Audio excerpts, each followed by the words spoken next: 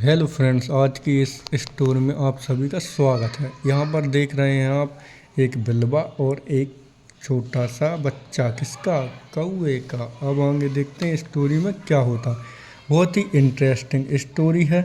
यहाँ पर देखिए, ये कौआ या जो कौवेन जो होती है वह अपने बच्चों को खाना लाने जाने से पहले अपने बच्चों को समझा के जाती थी कि बेटा ऐसा नहीं करना है। लेकिन फिर भी क्या होता है, बच्चे क्या करते हैं देखते हैं। यहाँ पर दिया हुआ है, एक crow was living with his family on a tree. एक पेड़ पर अपने परिवार के साथ एक कौआ रहता था।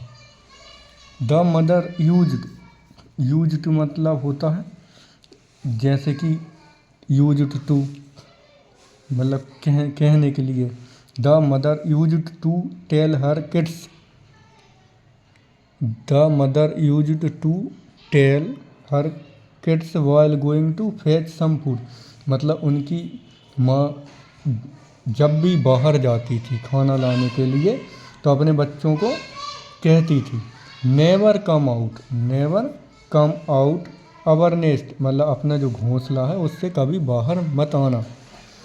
द टॉमी कैट, मतलब जो कैट है नीचे अंडर में होता है नीचे, तो जो कैट है इस ट्री के नीचे, दिस ट्री, मतलब जो इस ट्री के नीचे जो कैट है वह तुम्हें खा जाएगी। मे ईट यू अवे, अगर तुम नीचे उड़ के गए या गिर गए तो तुम्हें कौन खा लेगी? जो बिल्वा है, बिलैया का जो बच्चा है वह तुम्हें खा जाएगा। एक मादा कौआ या अपने परिवार के साथ एक वृक्ष पर रहती थी। वह भोजन जुटाने के लिए बाहर जाते समय अपने चूजे से हमेशा कहती थी, अपने घोंसले से कभी बाहर मत निकलना, नहीं तो टॉमी बिल्वा जो वृक्ष के नीचे रहता है तुम्हें खा जाएगा। अब यहाँ पर देखिए, इसकी माँ खाना लाने के लिए जा रही है, उससे पहले ये समझा के गई है। अब देखो, बच्चे तो बच्चे ही होते हैं। अब आगे देखते हैं क्या होता है। अब ये लोग क्या होता है शर्त लगा लेते हैं। यस मदर, मतलब हाँ माँ। Kids were also saying every time, मतलब हर समय बच्चे कह देते थे, हाँ माँ हम नीचे नहीं जाएंगे। One day mother went out, एक दिन जब माँ बाहर गई, देन यानी तब, the little crow forced younger one two join her in flying contest मतलब होता है प्रतियोगिता। तो जो फिर क्या हुआ, जो छोटा क्या था, क्रो यानी कौवे का बच्चा था, वो अपने बड़े वाले को क्या कहता था कि चलो आओ आज हम क्या उड़ने का क्या लगाते हैं, प्रतियोगिता करते हैं, फ्लाइंग कॉन्टेस्ट। उकसाता था कौन? छोटा वाला बड़ों को। The contest is to fly down and up fast. तो कॉन्टेस्ट क्या था कि जाना है फास्ट नीचे की तरफ और फिर ऊपर आना फास्ट। इस प्रकार का उनका कॉन्टेस्ट था, मतलब जो भी पहले जाएगा और पहले आएगा वो ऐसे कॉन्टेस्ट को, प्रतियोगिता को जीत लेगा। यहाँ पर हिंदी में देखते हैं, हर दिन सभी चूजे कहते थे हाँ माँ। एक दिन माँ बाहर गई, तब उनमें से एक बड़ा चूजा छोटे चूजे को उड़ने की होड़ में भाग लेने को उकसाने लगा। प्रतियोगिता थी नीचे की ओर उड़कर ऊपर आना, ऊपर उड़ना, नीचे की ओर जाना है फिर ऊपर की ओर उड़ना है। अब यहाँ पर ऐसा हुआ कि पहले कौन गया? छोटा वाला गया कहाँ? पेड़ के में जो घोंसला था उससे उड़कर नीचे की ओर। अब यहाँ पर देखिए, यहाँ पर देखो बिल्वा ने उसे पकड़ लिया, उसकी गर्दन पकड़े हुए है। अब हम लोग सभी जानते हैं कि कौवा कितना चतुर चालाक होता है। यहाँ पर देखिए, the younger crow came down first, मतलब जो सबसे छोटा था वह कहाँ सबसे नीचे गया। मतलब जो सबसे पहले कौन नीचे गया? जो छोटा था। फिनिश, मतलब उसने कहा वाह ख़त्म हो गई, मतलब मैं सबसे पहले गया। द कैट कोट हिम, मतलब जो कैट का जो बच्चा था या जो कैट थी उसे पकड़ लिया।